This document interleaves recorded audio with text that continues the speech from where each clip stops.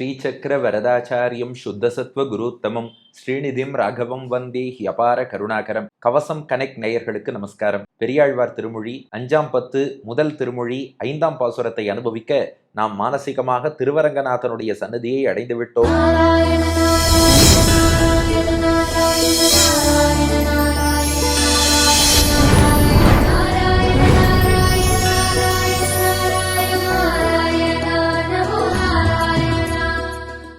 ஆதிசேஷன் மீது பெரிய பெருமாள் பள்ளி கொண்டிருக்கிறார்.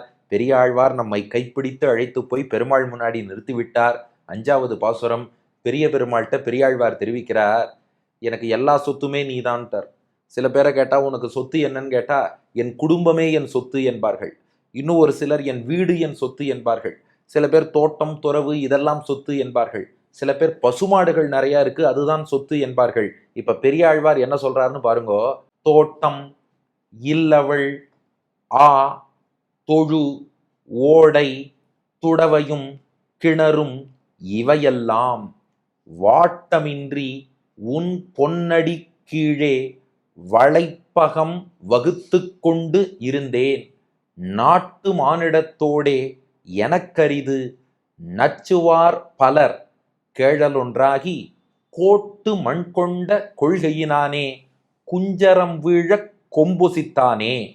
தோட்டம், இல்லவள், ஆத்தொழு, ஓடை, துடவையும் கிணறும் இவையெல்லாம் வாட்டம் இன்றியுன் பொன்னடி கீழே வளைப்பகம் வகுத்து கொண்டு இருந்தேன்.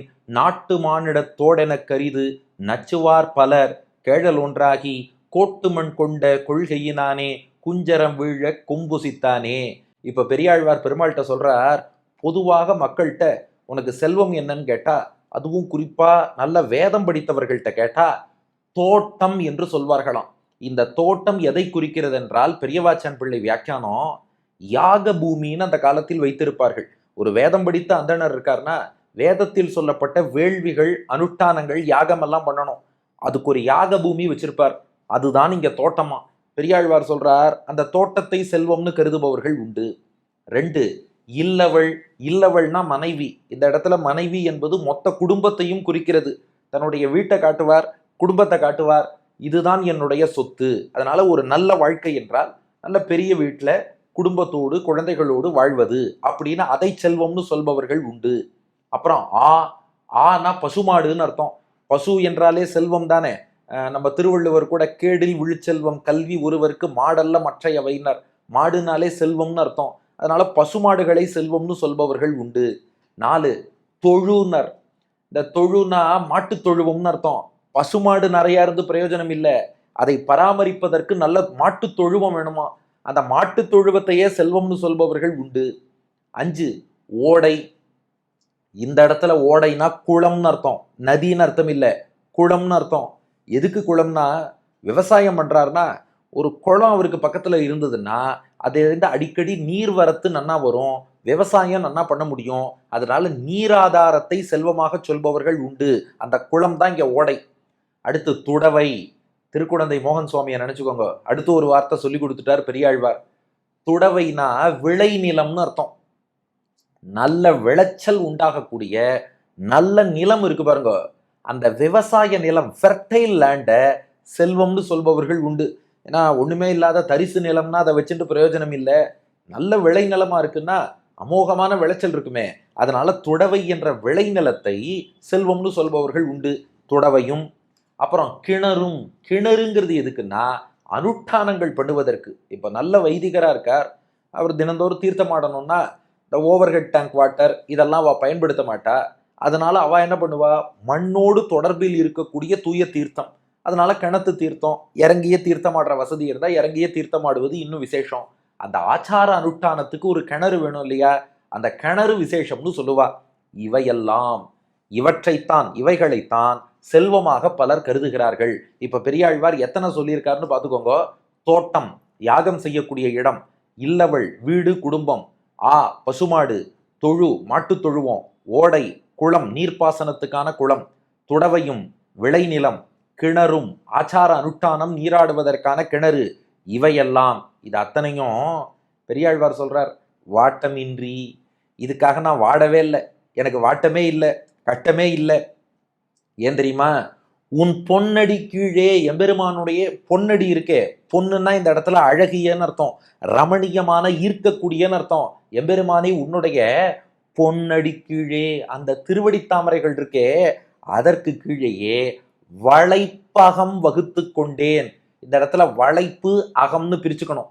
வளைப்புன்னா திரட்டின்னு அர்த்தம். அப்படி சுத்தி வளைச்சுட்டாங்கிற பாருங்க, வளைச்சு கொண்டு வந்தாங்கிற பாருங்க. அது போல வளைப்பு அப்படின்னா எல்லாத்தையும் திரட்டி. இன்னும் புரியுறாப்புல சொல்றேன். தோட்டமா, இங்க வான்னு திரட்டி கொண்டு வந்தாராம். நீ என்ன கிணறா, இங்க வா திரட்டினாராம். இது என்ன குடும்பமா, இங்க வா திரட்டினாராம். இப்படி வளைப்பு எல்லாத்தையும் திரட்டி அகம்னு இருக்கு பாருங்க. பெரியவாச்சான் பிள்ளையோட அழகான வியாக்கியானம். பொதுவா அகம்னா மனசுன்னு ஒரு அர்த்தம் உண்டு. சம்ஸ்கிருதத்துல அகம்னா நான் அர்த்தம். அந்த அர்த்தத்தை இங்க காமிச்சிருக்கார்.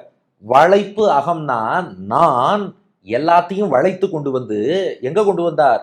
உன் பொன்னடி கீழே, பெருமாளுடைய திருவடிக்கு கீழே வகுத்து கொண்டிருந்தேன். அதாவது கொண்டு இருந்தேன்னா எல்லாமே பெருமாள் திருவடி கீழே இருக்குன்னு இருந்துட்டேன்னு அர்த்தம். அதாவது இதுக்கு சாமான்யமான அர்த்தம் இப்பவே உங்களுக்கு புரிஞ்சிருக்கும். பெரியாழ்வார் என்ன சொல்றார்? சில பேர் தோட்டம் துறவு இதெல்லாம் சொத்துங்கிறா. நான் உன் திருவடிக்கு கீழே உட்காந்தேன். அதுலேயே இந்த எல்லா சொத்தும் இருந்தா என்ன ஆனந்தம் கிடைக்குமோ அந்த ஆனந்தம் அடியனுக்கு கிடைச்சுடுத்து. ஒரு நல்ல யாக பூமியில யாகம் பண்ணி பெருமாளை ஆராதிச்சு ஒருத்தன் எந்த பலன் பெறுவானோ, பெருமாள் திருவடியை பிடிச்சா அந்த பலன் கிடைச்சுடுத்து.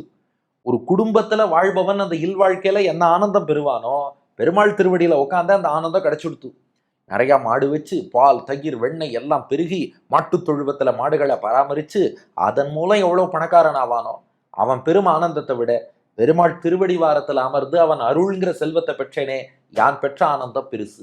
ஒரு ஓடை வச்சு அந்த ஓடைக்கருகில் ஒரு விளைநிலம் இருந்து அதுல விவசாயம் பண்ணி எத்தகைய செல்வத்தை சந்தோஷத்தை பெறுவானோ அதை விட பெரிய ஆனந்தம் பெருமாள் திருவடியில கிடைச்சுடுத்து. கிணறு, ஆச்சார அனுஷ்டானங்கள், நீராடி பண்ணக்கூடிய அனுஷ்டானம் பெற்று என்ன பேரு பெறுவானோ, பெருமாள் திருவடிக்கு கீழே உட்காந்து பெற்று விட்டேன். அப்போ வளைப்பகம் கொண்டிருந்தேன், புரிஞ்சுடுத்து. அது என்ன வகுத்து கொண்டிருந்தேன். அதுக்குத்தான் பெரியவாச்சான் பிள்ளை ரொம்ப நுட்பமா வியாக்கியானம் பண்ணார். பெரியாழ்வார் என்ன பண்ணாராம்? பெருமாள் திருவடிக்கு கீழே அமர்ந்தாராம். பெருமாள் திருவடியை வகுத்தாராம். வகுத்தல்னா என்ன? டிவைட் பண்றது, கம்பார்ட்மெண்டலைஸ் பண்ணுவது, பிரிப்பதுன்னு அர்த்தம். இப்போ பெருமாள் திருவடியை, திருவடி நிழலை ஒரு வட்டம்னு வச்சுக்கோங்க.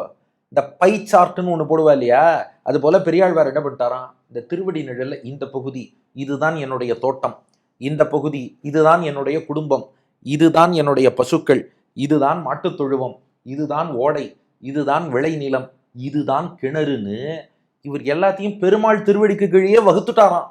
அதனால இவர் தனியாக தோட்டத்துக்கும் போல, கிணத்துக்கும் போல, வயலுக்கும் போகல, எல்லாத்தையுமே பெருமாள் திருவடிக்கு கீழே வகுத்து கொண்டு இருந்தேன். இப்படி உன் திருவடி வாரத்துல உக்காந்துட்டேன். பெருமாள் சொன்னாராம், அப்படின்னா உங்களுக்கு குறையே இருக்காதேன்னார். பெரியாழ்வார் சொன்னாராம், ஒரே ஒரு குறையதான், நாட்டு மானிடத்தோடு எனக்கு அரிது. ஒரே ஒரு குறை, நாட்டு மானிடத்தோடுனா நாட்டில் பொதுவாக வாழக்கூடிய சாமானிய மனிதர்கள், அவர்களோடு எனக்கு அரிதுன்னா கொஞ்சம் பழகுவது தான் கஷ்டமா இருக்கு.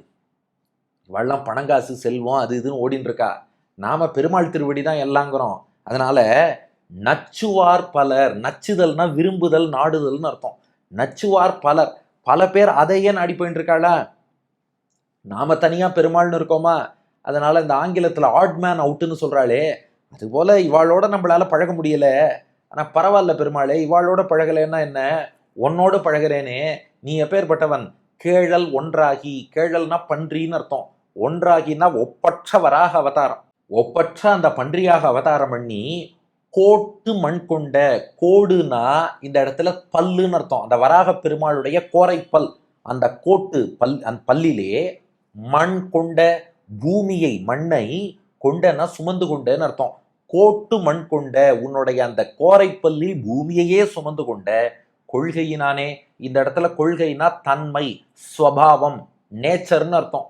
அதாவது பெருமாள் பக்தர்களை எப்படி காப்பாற்றுவார்னா, உன் பாரத்தை நானே சுமந்துண்டு உன்னை மேல தூக்கின் வரேன்னு காட்டுறதுக்காக கேழல் ஒன்றாகி கோட்டு மண் கொண்ட கொள்கையினானே. பெருமாளுக்கு கொள்கையே தான்.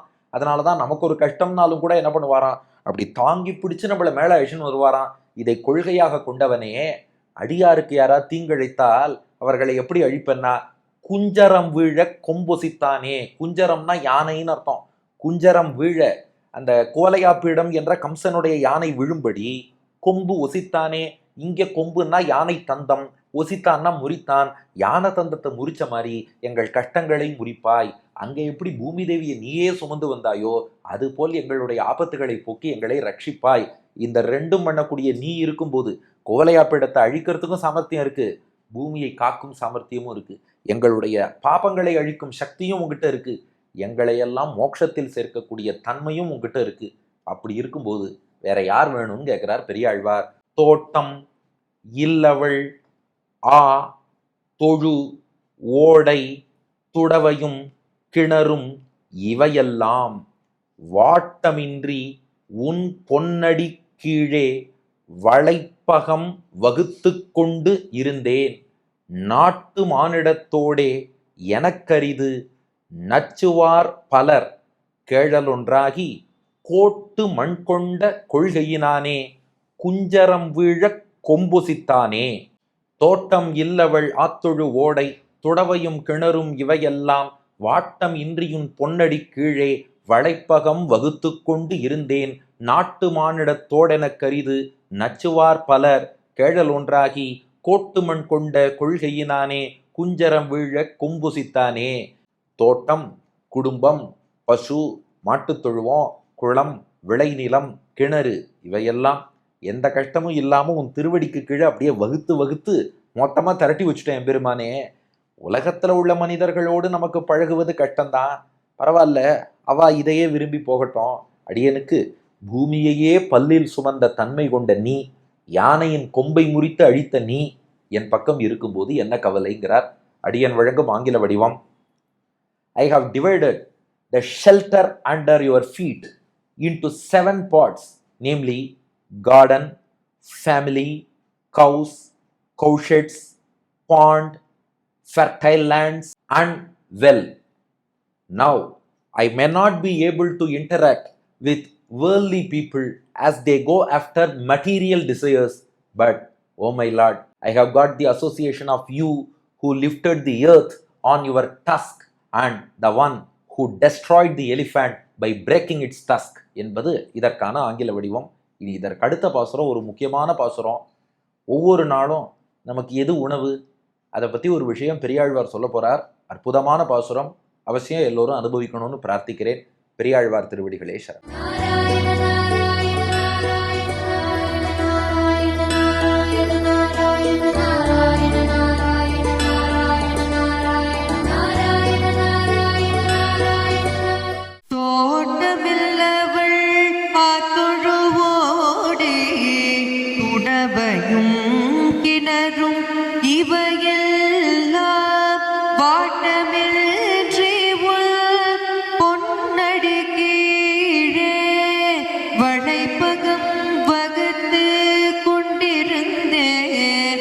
நாட்டு மானிடத்தோடு எனக்கரிது நச்சுவார் பலர் கேழலொன்றாகி கோட்டு மண் கொண்ட கொள்கையினானே